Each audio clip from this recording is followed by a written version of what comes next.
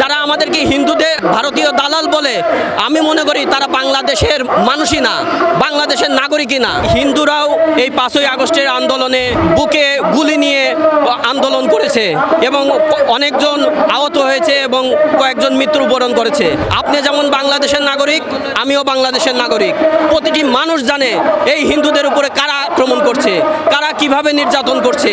BNP, জামাত, আওয়ামী লীগ, আমি বলবো সবাই এক কাঠায় দাঁড়িয়ে আছে এবং আমাদেরকে নিয়ে একটি ফুটবল খেলার মতো খেলছে।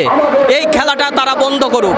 আমি তো দেখছি বাংলাদেশের মানুষই আক্রমণ করছে। এই বাংলাদেশের মানুষ কারা, কোন গোষ্ঠী, এটা সরকারের দায়িত্ব চিহ্নিত করে তাদেরকে সাজা প্রদান করা। 1971 সালে যখন যুদ্ধ হয়েছে তখনও এই হিন্দু জাতির উপরে আক্রমণ করা হয়েছে। তখন থেকেই দেখা গেছে চিহ্নিত করে নির্যাতন করা হয়েছে। এরপরে আমরা যখন দেখলাম 80-র দশকে আরেকটি স্বৈর শাসকের পতন হয়েছে, তখনও ঠিক একইভাবে হিন্দুদেরকে টার্গেট করা হয়েছে।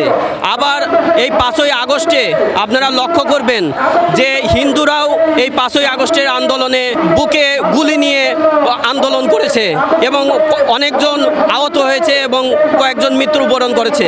তারপরেও একটি মৌলবাদী গোষ্ঠী, একটি যাদের কোনো ধর্ম নেই, তারা বারবার এই হিন্দুদের উপরে আক্রমণ করতেছে।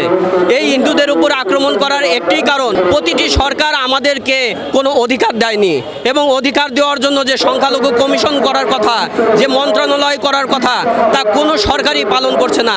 বিএনপি, জামাত, আওয়ামী লীগ, আমি বলবো সবাই এক কাঠায় দাঁড়িয়ে আছে এবং আমাদেরকে নিয়ে একটি ফুটবল খেলার মতো খেলছে।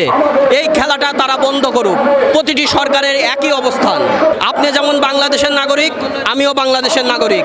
প্রতিটি মানুষ জানে এই হিন্দুদের উপরে কারা আক্রমণ করছে, কারা কিভাবে নির্যাতন করছে।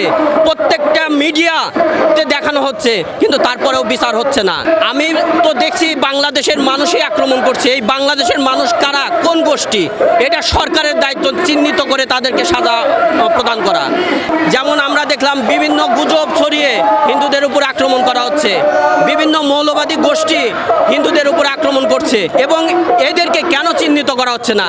যখনই একটি ধর্মীয় অবমাননাকর একটি গুজব ছড়ায়, তারপরে দেখা যায় দলে দলে কিছু জনতা যে সেই বাড়িতে আক্রমণ করছে, সেই ছেলেকে আক্রমণ করছে। সেখানে সেনাবাহিনী, পুলিশ নিরুপায় দাঁড়িয়ে আছে। কেন? তাদেরকে কেন চিহ্নিত করা হচ্ছে না? এই গোষ্ঠীটি কারা? এই গোষ্ঠীর মধ্যে কোন দলের নেতাকর্মী আছে সেটা সরকার বের করবে, সেটা সরকার বের করে চিহ্নিত করে তাদেরকে সাজার আওতায় আনবে, কিন্তু কোনো সরকারই করছে না। তার মানে কি? আমাদের প্রশ্ন এখানে, প্রতিটি সরকার কি চাচ্ছে কি? যারা আমাদেরকে ভারতীয় দালাল বলে, আমি মনে করি তারা বাংলাদেশের মানুষই না, বাংলাদেশের নাগরিকই না। যারাই হিন্দুদেরকে দালাল বলবে, আপনি ধরে নেবেন বাংলাদেশের শত্রু তারা।